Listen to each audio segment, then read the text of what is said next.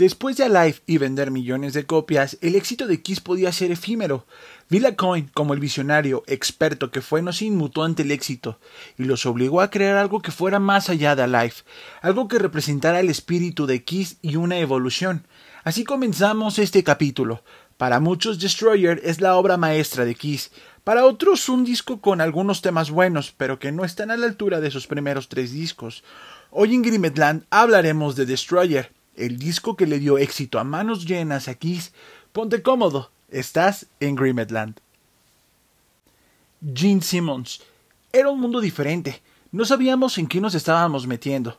Alive fue una especie de celofán de lo que habíamos hecho hasta en ese momento.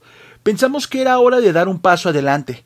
No queríamos hacerlo nosotros mismos porque pensamos que estábamos haciendo algo demasiado arriesgado. Por eso entró Bob Ezrin, y de hecho la combinación funcionó muy bien, porque él tiene mucha más experiencia clásica que nosotros. Por ejemplo, Beth fue algo así que sucedió simplemente. La coescribió con Peter, aunque Peter realmente no toca ningún instrumento. Simplemente tenía esta melodía en mente. Ezrin tenía absolutamente en su propia manera todas las cosas que quería incluir en la canción. Él medio diseñó este disco. De cualquier manera, no creo que tuviéramos ninguna idea de nada, de lo especial que era el disco. De hecho, teníamos miedo de que algunas cosas sonaran demasiado diferentes. Estábamos muy preocupados por Beth, ya que no sabíamos cómo podían reaccionar los fans. Peter Criss. ¿Qué te puedo decir? Destroyer obtiene 5 estrellas. Trabajé muy duro en ello. En ese momento fui a un instituto de terapia, porque no me sentía mentalmente estable. Luego me presentaron, ya sabes, el polvo blanco, y de eso había demasiado en el estudio. Me sumergí tanto en esas cosas en Destroyer que algunas canciones ni siquiera las recuerdo. De todos los discos de Kiss es probablemente el que tenga mi batería más brillante. Tiene mi forma de tocar la batería más singular. Seleccioné cada parte, planifiqué cada parte, escribí cada parte. Nunca hice esto en ningún otro álbum. Do You Love Me es un tema asesino. Destroyer es un álbum muy difícil y sobre todo duro. Beth es uno de los temas más importantes del álbum. El disco de repente se estancó y no estaba vendiendo bien, hasta que un DJ lo tomó y empezó a tocar Beth, y de repente Neil Bogart empieza a decir: esperen un momento, realmente están pasando mucho esto en radio, en televisión, en todos lados. De repente, antes de que te des cuenta, estás invirtiendo mucho dinero detrás de esto, y hay gente que por todo el campo está pasando Beth. Luego, de repente es el número 1 y estoy ganando un premio People's Choice Awards. Y diablos, el álbum obtiene doble platino. Fue como, ¿qué diablos pasó? ¿Estábamos realmente en esto? Estábamos sudando por saber si sería un éxito. Pensábamos, ¿esto va a funcionar? ¿Hicimos lo correcto? Usamos a Bob Ezrin, y nadie mejor que él. Gastamos una fortuna para hacerlo, y estábamos sudando mucho cuando lo vimos en Billboard. Empezamos a decir, oh diablos, ¿qué pasará? ¿Se venderá bien? Lo que más recuerdo de este álbum es que una noche Bill Aucoin pasó por mi casa y dijo, escuchen esto, y puso Beth, y todos estaban muy tranquilos. Fue un momento increíble. Lo escuchamos y de repente nos miramos y dijimos, diablos, esto es algo bueno, es realmente mágico. Luego, cuando terminó de producirse, Bill dijo, adivina qué, el álbum tiene una balada otra vez, y esta funcionó muy bien. Este será el éxito del álbum. Todos caímos muertos. Recuerdo que fue un momento tan hermoso. Teníamos todas estas velas encendidas. Fue simplemente hermoso. Jamás olvidaré ese momento de Destroyer. Testimonios de Gene Simmons y Peter Criss nos demuestran que Destroyer fue una obra compleja. Fue diferente. Fue un desafío. Paul complementa con la siguiente información. A Bob le gustaban mucho las texturas, la profundidad y el color. Creo que cuando entramos al estudio probablemente pensamos que el color era la cantidad de agudos o graves que le pondrías a tu amplificador Marshall. Bob estaba lidiando con la duplicación de guitarras, con una guitarra ligeramente variando en velocidad para que estuviera ligeramente desafinada entre sí para hacer la guitarra más disonante. Entonces lo que harías es grabar una guitarra y luego ralentizarla ligeramente de la grabación. Luego harías otra parte de guitarra y simplemente duplicarías la otra parte. Las dos juntas sonaban genial, la usamos todo el tiempo. Fue algo así como hacer Falling in Pieces, le da brillo a la guitarra. En Detroit Rock City y Shout It Out Loud, todos los acordes potentes se duplican con un piano de cola. Realmente le dio un sonido único. Inicialmente, de hecho, no le gustó a algunas personas, pero de hecho decían, esto no es lo suficientemente pesado. esto no suena a Kiss. Peter Criss: Ezrin realmente sabía hasta dónde presionarnos, realmente tenía su pulgar sobre esto, especialmente conmigo, a veces porque tengo un temperamento furioso. Él realmente me empujaba y me presionaba a ese escenario, y luego me desquitaba con la batería. Creo que salió bastante bien. Paul, Gene y Peter recalcan que este álbum no solamente fue un desafío a nivel letrístico, también a nivel de producción. Utilizar guitarras gemelas, utilizar un piano de cola, tener esas texturas y esos matices que en su vida habían pensado utilizarían en un álbum de Kiss. Quizá por eso se diferencia tanto de los primeros tres, porque Destroyer tuvo una gran producción detrás, una delicadeza, y ahora vamos a escuchar las palabras de la mente maestra detrás de todos esos matices. Bob Ezrin nos cuenta lo siguiente.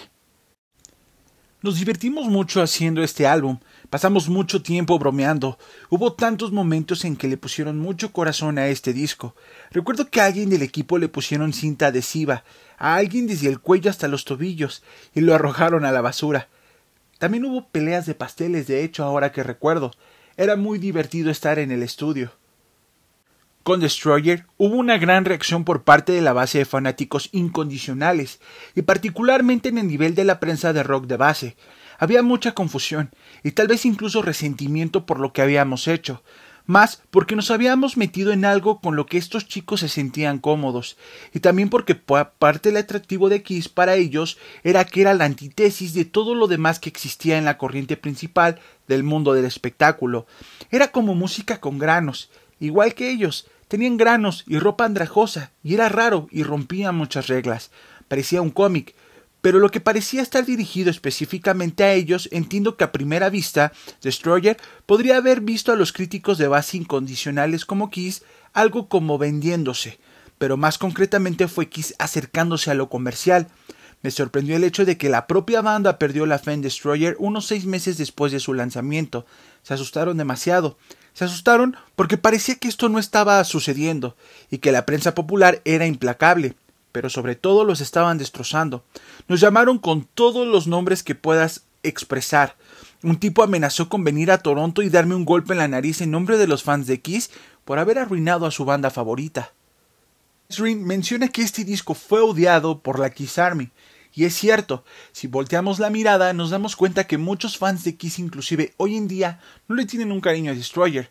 Para muchos Kiss ni siquiera terminó en 1979, Kiss terminó con Destroyer. ¿Por qué? Porque no sonaban oscuros, porque no sonaban a ese heavy crudo, a ese hard rock, a ese rock and roll que representaba la banda más caliente del mundo en ese tiempo.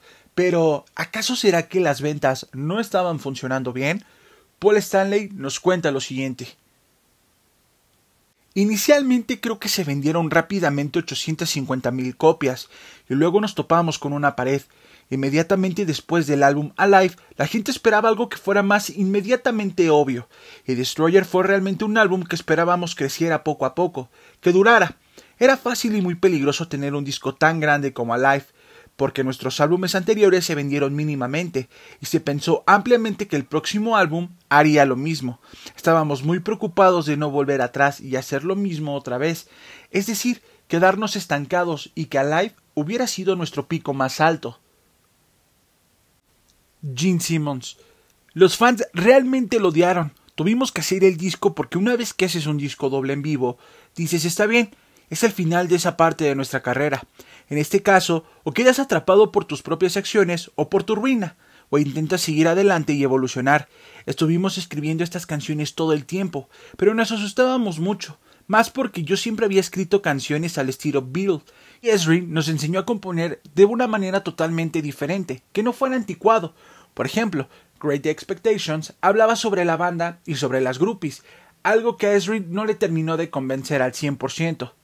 Destroyer sin duda se diferencia de lo demás por la temática de las canciones, por la fuerza que tiene, pero algo que también identifica a este disco es su portada, una portada muy al estilo cómic, y Dennis Wollock nos cuenta lo siguiente. Gene es un gran fanático de los cómics y tiene mucho conocimiento de la ciencia ficción. Me enseñó que Frank Frazetta hiciera el arte de la portada, así que trabajé mucho por teléfono tratando de localizar a Frank, y fue imposible. En primer lugar quería $15,000, quería conservar el arte y dijo que solo lo podíamos usar una vez. Le dije, no con Kiss, Kiss lo usa para todo, loncheras, camisetas y también quieren tenerlo. Entonces no hubo trato. Fui a otra tienda de cómics y vi un cómic espeluznante que tenía un robot muy extraño. Me encantó la forma en la que el chico lo había pintado. Su nombre era Ken Kelly. Me reuní con Ken en la oficina y le dije que él era el indicado. Resulta que Ken era primo de Frank Frazetta. Fue una coincidencia increíble. Como director de arte, me enorgullece de utilizar talentos que no se utilizaban antes en el negocio de la música para darle una nueva apariencia al asunto. Quiero decir, Ken Kelly nunca hizo la portada de un álbum hasta Destroyer. Solo hizo portadas de cómics creepy y le pagaron $75 por ella. Nosotros le dimos $5,000 y quedó muy contento con la gran portada que hizo. Una gran portada, una gran producción, un gran productor, alguien que se encargó de explotar al máximo a los Cuatro Fantásticos. Pero ¿qué te parece si vamos desglosando canción por canción para saber cómo fueron tratadas y qué secretos tenemos en cada uno de los tracks de Destroyer? Detroit Rock City, Paul Stanley. Bob Ezrin se propuso intentar que dejáramos de escribir canciones sobre tener relaciones. Tenía los acordes del Get Up y el Get Down, pero no sabía de qué trataba la canción. Solo sé que hablaba de Detroit. Con el tiempo recordé un incidente donde un fan fue atropellado. Pensé que la vida se iba tan rápido que no sabemos cuándo va a terminar. Así que decidí que esa fuera la temática. Lo que hace poderosa a Detroit Rock City es que los acordes se apoyan de un piano, lo cual lo hace sonar más completo, más épico. Bob Ezrin. Escribí el solo de guitarra de Detroit Rock City. Fue como una película. Llegamos al punto en que habíamos visto la introducción y conocido a los personajes, y era hora de montar una pequeña historia, con un momento de mucho dramatismo. Sentí que esta era la secuencia en la que él conducía, y esta sería la música que estaría sonando. Escribí eso en mi cabeza. No creo que realmente haya tomado ningún instrumento para inspirarme, pero sinceramente no es exactamente una canción original. Es bastante un tema de flamenco pasado de moda, adaptado a la música de hard rock. Y no es porque sea una especie de estudiante de musicología, fue una interpretación de la música de Gladiadores. Realmente suena épica esa canción. Peter Criss. Realmente la batería de Detroit Rock City fue idea mía, pero la contribuyeron Paul y Bob Ezrin. Constantemente me hacían tocar lo que querían, pero seguían siendo mis manos y mi corazón lo que hacían que sonara brillante. Pero no era tanta la libertad que solía tener como antes. Bob tenía una pista de clic en mis auriculares, lo cual odiaba. No creo que ningún baterista le guste eso. Es bueno para tu tiempo, y en ese momento mi tiempo era salvaje. Bob me hizo tocar la batería en el hueco de un ascensor. King of the Nighttime World, Paul Stanley. La forma en que surgió King of the Nighttime World es muy parecida a Do You Love Me. Hubo algunas canciones en las que Bob había enviado la palabra para cualquier fragmento o canción que estuviera flotando por su cabeza, y apareció King of the Nighttime World, y fue perfecto, encajaba mucho con la actitud de la banda, y estaba muy concesionado con Detroit Rock City, consonancia con mi personalidad. God of Thunder, Paul Stanley. God of Thunder fue escrito originalmente como mi tema principal. Está Apolo, está Zeus, están todos estos íconos, y luego el dios del trueno soy yo, un servidor. Entré e hice las demostraciones y comenzamos a ensayarlo con Bob Ezrin. Bob quería bajar el ritmo, y eso fue genial, sonaba muy pesado. Y luego Bob dijo, y Gene la cantará. Estaba devastado. Nuestra regla era que el productor tenía la última palabra, porque Gene y yo podíamos batir algo de un lado a otro de manera tan interminable que necesitábamos que alguien más viniera para poder poner fin a esto. Si vas a jugar en ese juego, tienes que aplicarse incluso cuando no quieres. Pero ¿sabes qué? Es una canción perfecta de Gene, y nunca podría haber hecho lo que Gene hizo con la canción, porque realmente es la encarnación de quién es él. Bob Ezrin. God of Thunder fue una gran canción escrita por Paul, pero en el momento en el que la escuché sentí que tenía más sentido para el personaje de Gene. De alguna manera no se desarrollaba para Paul como Do You Love Me. Lo arreglamos para que fuera lo más pesado posible, y Gene estaba en modo monstruo cuando cantó las voces. En medio de esas sesiones mis hijos hacían ruidos de monstruos. La canción sonaba realmente espeluznante. Great Expectation, Gene Simmons. Great Expectation fue escrita en bajo. Escribí la melodía, pero Ezrin siguió cambiándola, y recuerdo que tomó una eternidad terminarla. Es una oda a las groupies. Bob Ezrin. Great Expectations fue el equivalente de Kiss a la danza de los hipopótamos. Cortamos el coro y la orquesta en los ER Studios. Decidimos hacer un evento de la sesión, ya que Kiss nunca había hecho algo así. De hecho, invitamos a la prensa a asistir a dicho tema. Flaming Youth. Paul Stanley. Tocamos eso en la gira de Destroyer. Hay elementos increíbles y otros que me hacen sentir incómodo, como el instrumento raro que incluyó Bob Ezrin. De hecho, alquilamos un Calliope para esa canción. Me encantó. La banda me criticó mucho por Flaming Youth, especialmente por la parte del Calliope. Supongo que fue un poco caricaturesco. Sweet Pain. Gene Simmons. Esa canción es de un demo llamado Rock and Roll Royce, y Bob pensó que era un título tonto. Ace Frehley. Hice un solo para Sweet Pain, y estuvo bien. Dije, tal vez venga mañana y le dé otra oportunidad. Dick Wagner, el tipo que tocaba la guitarra principal en los discos de Alice Cooper, estaba en la ciudad, pasó por el estudio, y no estoy seguro de lo que pasó exactamente. Si Gene y Paul le dijeron, ¿por qué no dejamos que Dick Wagner intente hacer el solo? Dick es un muy buen guitarrista. Acabó de realizar un gran solo. Decidieron quedárselo, pero no me lo avisaron. No me avisaron que quitarían mi solo de guitarra. Así que le dije a Gene, ese no es mi maldito solo. ¿Qué carajo es esta mierda? Llamé a Gene y le abrí, ya sabes, una lista con muchos problemas. De ahí comenzó el deterioro. Quizá también estaba un poco pasado de alcoholes. Shout It Out Loud. Paul Stanley. Escribimos Shout It Out Loud una mañana antes de entrar al estudio. En esa época Gene vivía enfrente de mí. Entonces Gene vino y fuimos a la casa de Bob. Bob tenía un piano. Antes de ir a hacer una de las sesiones de Destroyer, fuimos a la casa de Bob, tocamos el piano y estábamos escribiendo la canción. Estábamos tratando de copiar algo del tipo Motown, del tipo Four Tops. Gene Simmons. Entré con el título porque en Wicked Lester solíamos hacer una canción de Hollies llamada We Wanna Shout It Out Loud. Se me ocurrió cantar el Shout It. Entonces, Paul se le ocurrió el verso. Bob Ezrin. Shout It Out Loud tomó forma en mi piano en mi departamento en la ciudad de Nueva York. Paul y Gene venían y escribíamos allí juntos. Recuerdo que el avance de la canción fue mi línea de bajo descendente. Una vez que escuché eso, supe exactamente cómo quería tratar la canción. Me encantaba componer con ellos. Do You Love Me. Paul Stanley.